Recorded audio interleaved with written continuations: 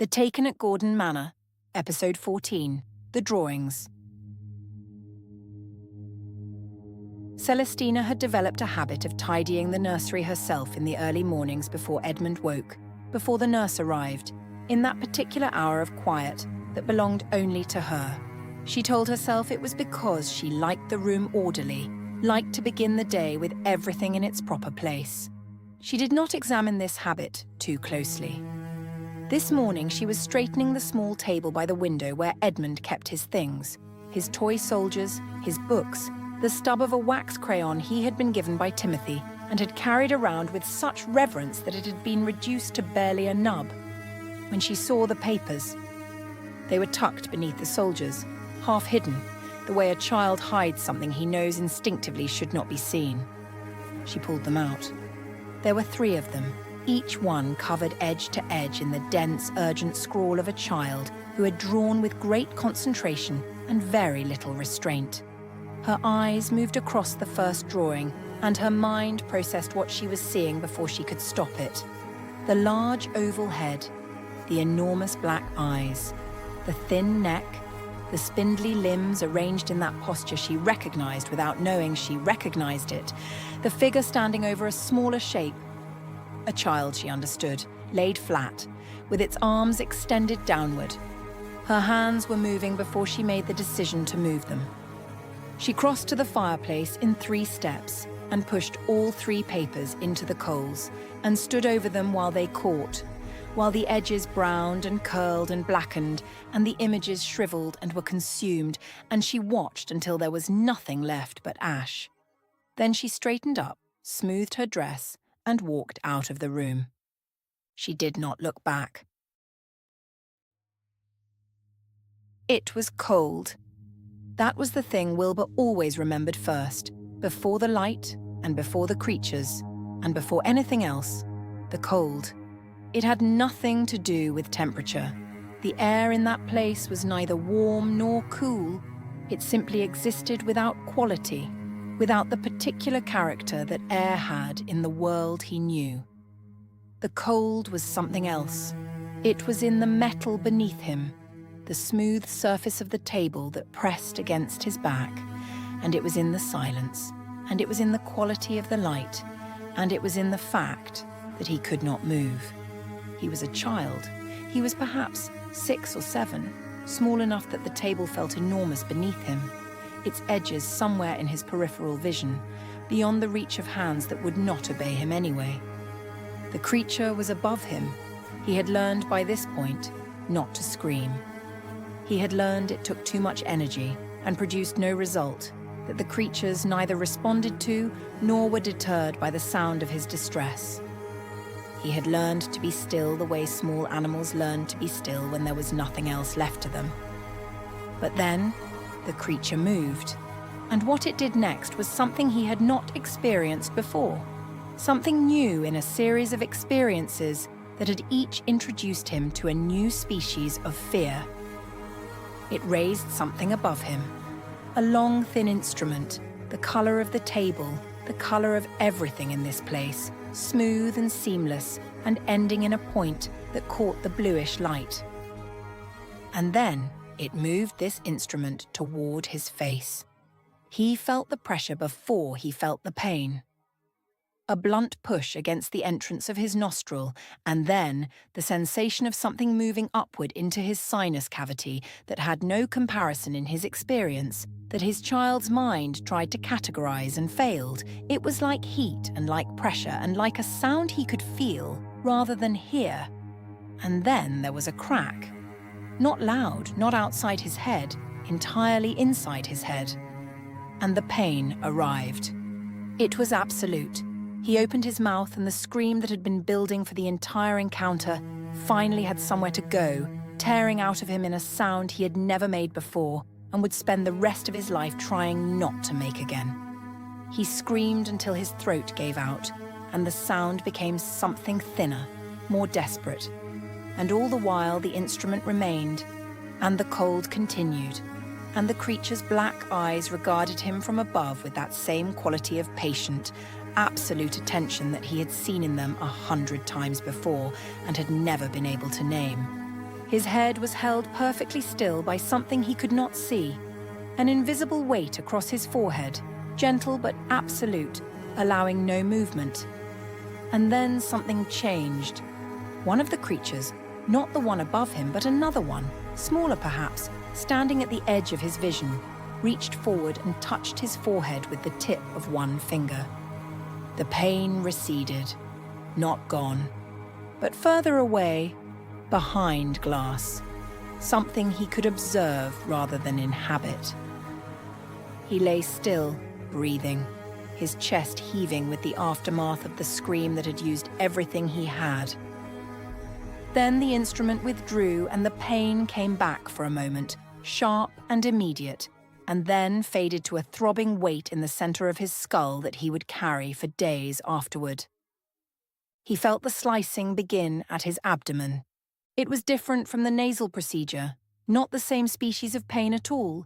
This was a thin, precise sensation, deliberate, drawn slowly across his skin in a pattern he could feel but not see, not feel in the way he might feel a cut in the world he came from, because there was no corresponding rush of alarm, no instinct activated, just the slicing and then the pulling and then something he refused to examine, because examining it would have made it impossible to bear. He passed out, except he didn't. He came to with the absolute certainty that no time had passed, that whatever had happened in the gap between the slicing and this moment had happened outside time, in a place that did not admit of duration. The table was still cold. The light was still blue and sourceless. The creatures were still present, two of them now at the periphery of his vision, their heads tilted at that angle that by now he knew meant interest or attention, or whatever passed for those things in whatever passed for their minds.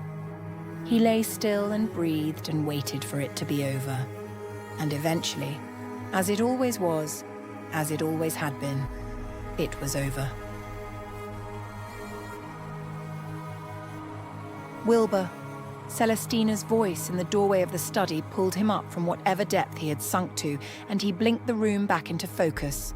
The desk, the books, the grey English morning pressing against the windows. "I thought we might take a walk," she said. Her voice was carefully even, the voice she used when she had decided something. "The morning is fine enough. Edmund would benefit from the air." He looked at her. She was dressed already, her hair done, her expression arranged into something that resembled composure. "Yes," he said, "of course." They walked, the three of them, down the lane from Gordon Manor with Edmund between them, his small hand in Celestina's, his chatter filling the silence that neither of his parents was quite willing to fill themselves.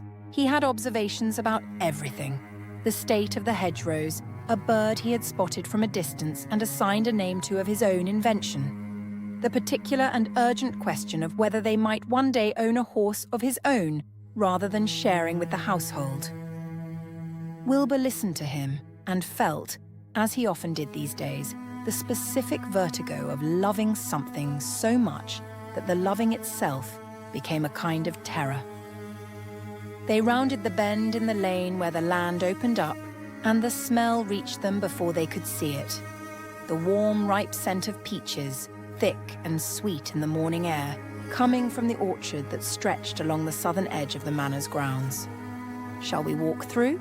Wilbur asked, gesturing toward the gap in the stone wall where the orchard began. Edmund immediately took a step toward it, already interested.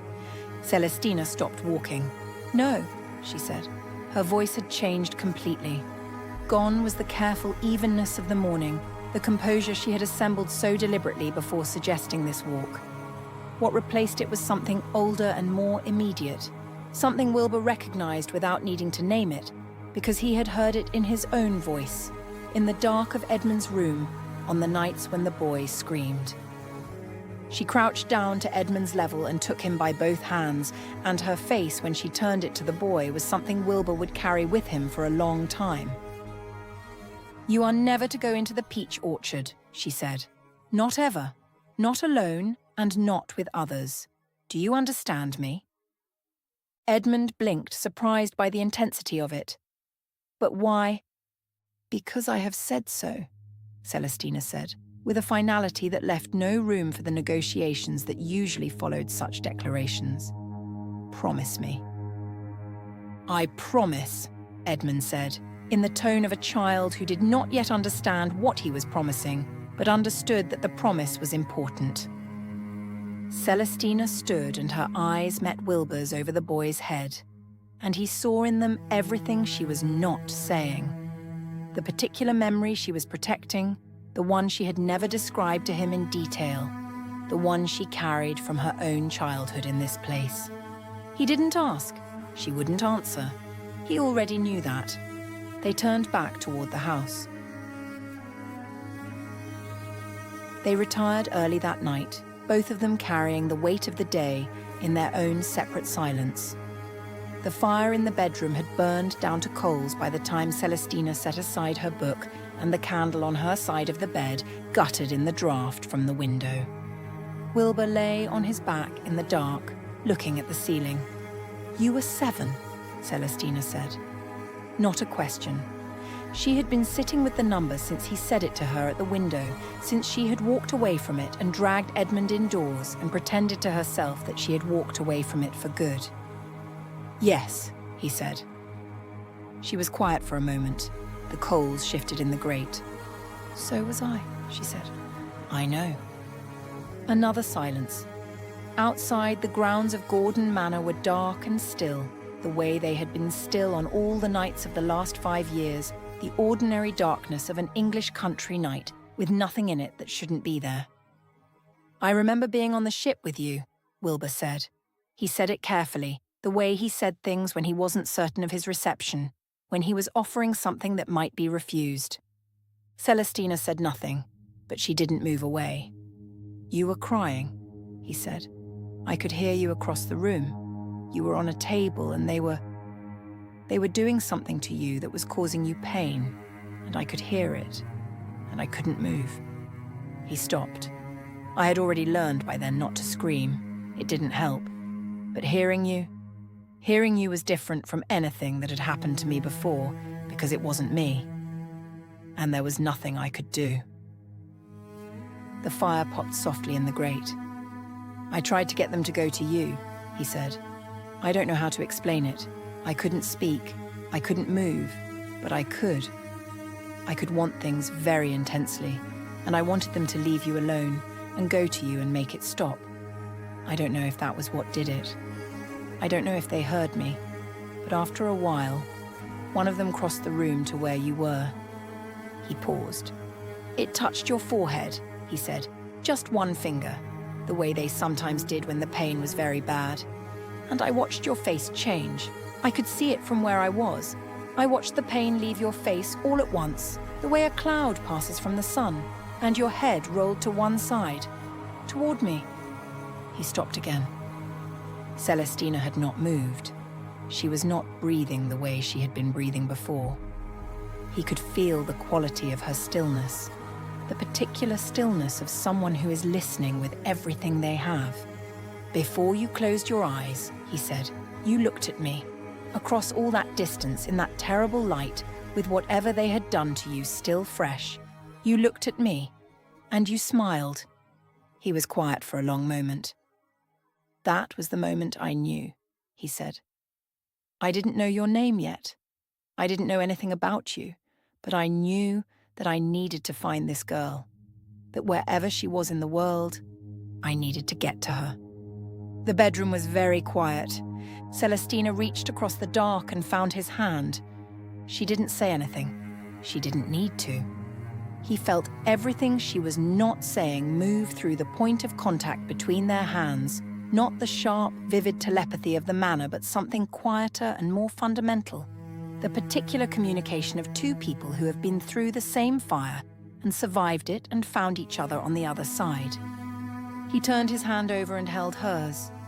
They lay in the dark together and did not speak, and eventually the coals in the grate went grey, and outside the grounds of Gordon Manor remained still and dark and ordinary, and for a little while, just a little while, it was enough. Higgins saw it on his way home from the East Field as the evening light was failing. He had been working late, later than he should have at his age, his back telling him as much in terms he could not ignore. And he was moving slowly along the lane with the particular deliberateness of a man in conversation with his own discomfort when the light appeared above the tree line to the north. He stopped walking. It was not the moon. The moon was behind him, low and orange in the east, and this light was to the north, and it was blue, a deep and sourceless blue that had no business being in the sky at this hour or any other hour he could account for. It moved, not quickly, not with the frantic speed of shooting stars or the weather-vane quality of lantern light through fog.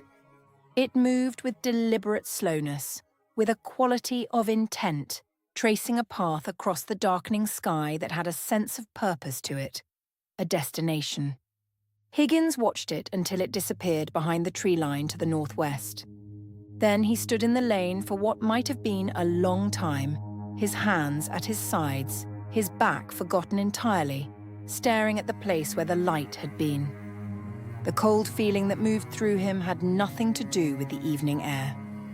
He had seen lights like that before. He had seen what came after lights like that. He had stood in a barn on the worst night of his life and shouted himself hoarse trying to stop something that had already decided to happen.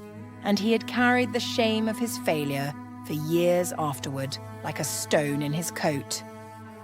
He turned and walked toward the village with considerably more speed than his back would normally permit, and he pushed through the door of the public house and ordered something stronger than his usual, and he sat with it at the bar and tried to arrange his thoughts into something manageable.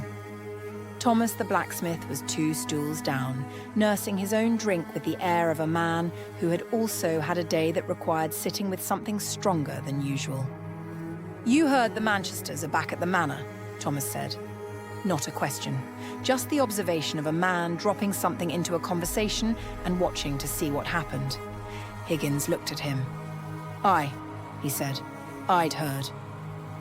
Thomas turned his glass in his hands and said nothing more, but the look that passed between them in the mirror behind the bar was the look of 2 men who had agreed, without words, not to say the thing they were both thinking. Ruth was in the sitting room with Edmund when it happened. She had been helping him with his colouring. Or rather, she had been pretending to read while Edmund coloured with the focused industriousness of a child who had discovered that adults left you alone when you appeared to be productively occupied. He had several sheets of paper spread across the low table, and he moved between them with the decisive energy of someone executing a plan.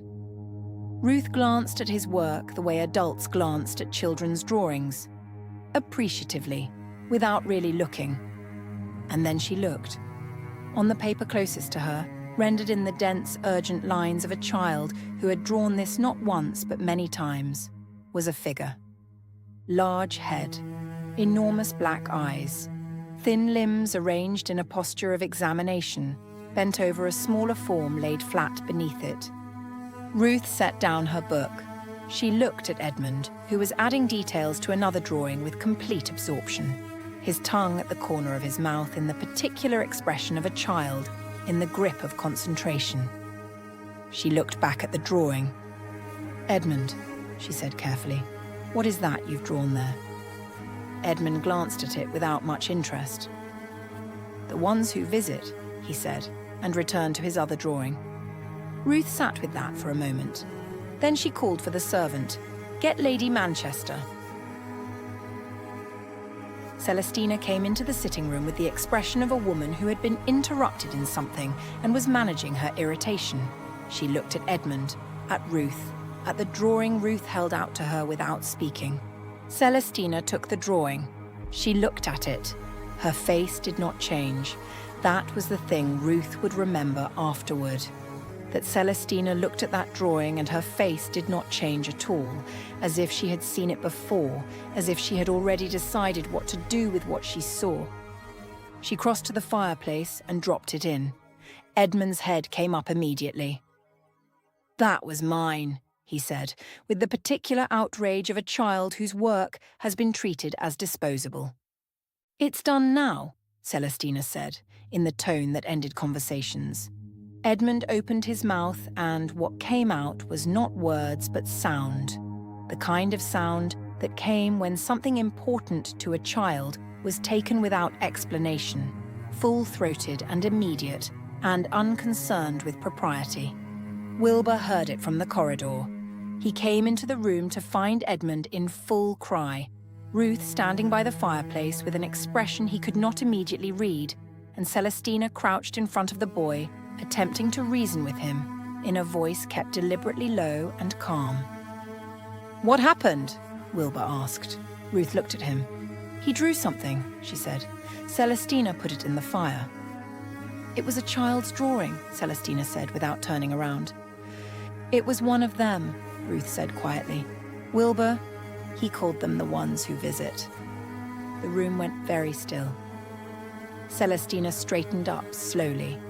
Edmund, sensing something in the quality of the adult's silence, wound down from his crying to a sniffle, looking between the three of them with a child's acute instinct for atmosphere. "The ones who visit," Wilbur said. "It's a child's imagination," Celestina said. "He draws all manner of things. Last week he drew Timothy as a horse." "Celestina!" "It is imagination, Wilbur." "When did they start visiting him?" Ruth asked. Her voice was gentle but direct, the voice she used when she had decided that gentleness and directness were not mutually exclusive. Because if it's what I think it is, we should... "There is nothing to discuss," Celestina said. "Edmund, come. It's time for your supper." She took the boy by the hand and walked him out of the room with the deliberate calm of a woman who has decided that what she cannot face will not be faced, and the decision is final. Wilbur stood with Ruth in the sitting room and listened to her footsteps recede down the corridor. Ruth looked at him with an expression that asked everything without asking anything. "When did you first start being taken?" she said quietly. "You specifically. When you were a child." Wilbur opened his mouth to answer, and then the memory arrived. Not the fragments he had been carrying for weeks. Not the pieces that surfaced in ordinary moments to unsettle him. He was small.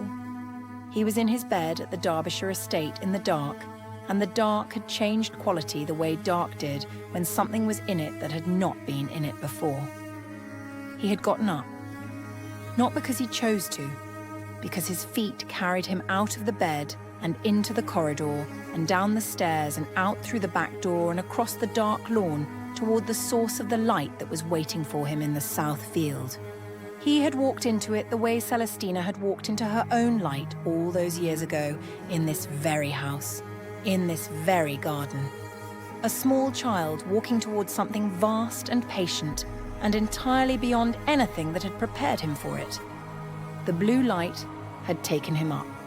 He stood in Ruth's sitting room with that memory still moving through him, and he looked at her, and he said, 7. Jim came home from the pub with mud on his boots and something on his mind. Gretchen could always tell the difference between the Jim who came home with nothing to say and the Jim who came home with something he was working out how to say. The first one went straight to his chair. The second one hovered in the doorway of whatever room she was in, filling the frame with his considerable presence and waiting for her to look up. She looked up. "The Manchesters are back at the manor," he said. Gretchen set down her mending. "Have been a while now," Jim continued. "Thomas says they're properly back. Settled in." He paused. "They've got a boy." She looked at him for a long moment, reading his face the way she had learned to read it over the years, finding underneath the careful neutrality the thing he was actually telling her. "How old?" she asked. "Almost 7, Jim said. She picked her mending back up and said nothing, but her hands were not entirely steady on the needle. She went to the manor 3 days later on a Tuesday morning when the weather was fine, and she had run out of reasons not to go. She was shown into the sitting room by a servant, and left there long enough that she had time to study the furnishings, the way the room had changed and not changed since she had last been in this house. the particular quality of a place that had been inhabited by grief and then carefully, determinedly set back in order. Then Celestina came in. They looked at each other across the room with the specific look of two women who had shared something formative and have not seen each other since and do not quite know what they are to each other now. "Gretchen," Celestina said, and there was genuine warmth in it, the kind that surprised her. "My lady," Gretchen said, and then corrected herself. "Baroness Manchester." Celestina made a small gesture that dismissed the title and sat, and Gretchen sat across from her, and for a moment they both occupied the silence with the polite discomfort of people who have too much to say and no established order in which to say it. "I'm sorry Dickie let you go," Celestina said. "Don't be. It worked out well enough." She paused. "I married Jim Moseley. We have 2 children now." Something moved across Celestina's face. Genuine pleasure, the uncomplicated kind. "Jim, that's... Yes, I'm glad. He's a good man." "He is," Gretchen agreed. "Mostly." The qualifier came with enough of a smile that Celestina returned it. They sat together in the more comfortable silence of 2 women who have just remembered that they liked each other. "How have you been?" Gretchen asked. "Where have you been? All these years?" We heard almost nothing. "Derbyshire, mostly," Celestina said.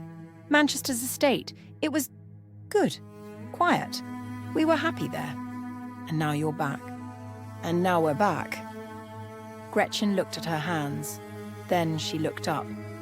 "Celestina," she let the title go entirely the way you did when something needed to be said plainly. "Can I ask you something directly?" "You can ask." "The night you left. The mob at the chapel." She watched Celestina's face carefully. What happened? What actually happened that night? Celestina's expression went careful the way it did when she had decided in advance how much she was willing to give. "You know what happened. The village turned on us. Manchester got us out. Before that, the blue light. The people who were frozen." "I don't know exactly what happened," Celestina said, which was not entirely a lie and not entirely the truth. "It was chaos. We ran." Gretchen nodded slowly. "And Inus, when he came to after whatever happened to him, after the blue light, he was confused for weeks. Couldn't remember things properly. He's never been quite right since, if I'm honest." She paused. "Was that anything to do with you?" "No," Celestina said without hesitation. "I don't think it was," Gretchen said carefully. "I don't want to think that. But Celestina, I have children now. Jim and I have children, and Inus is in the house, and things were strange for a long time, and then they stopped being strange, and She stopped. I don't want them to start again." Celestina looked at her steadily. "Nothing has started again." "It all went away when you went away," Gretchen said. The words came out more baldly than she intended, but she didn't take them back. "I'm not saying you caused it. I don't believe that. But it went away when you left, and I need to know." "Gretchen," Celestina's voice was gentle but final. "Nothing is happening. Everything is fine." Gretchen looked at her. She recognized the tone Celestina used when she had made a decision, and the decision was not open for discussion. "I think perhaps you should go," Celestina said, not unkindly. Gretchen stood. She smoothed her skirts, gathered herself, and was reaching for her gloves when the door opened and a small boy came in with the absolute self-possession of a child who had not yet learned that rooms had atmospheres worth reading before entering. He stopped when he saw her, looked at her with large, serious eyes. "Hello," he said. "Hello," Gretchen said. She looked at Celestina. "How old is he?" "5," Celestina said. The word came out without a pause, without a flicker, as natural and immediate as breathing. Gretchen looked at the boy, then at Celestina. Then she put on her gloves. "Goodbye then," she said. She walked down the hall and out the front door and into the fine morning air, and did not look back. Inside, the servant who had been arranging flowers in the entry hall set down her stems and looked carefully at her mistress. "My lady," she said quietly, "why did you lie about Edmund's age?" Celestina looked at her for a long moment. "I don't know," she said, and she went upstairs. To be continued.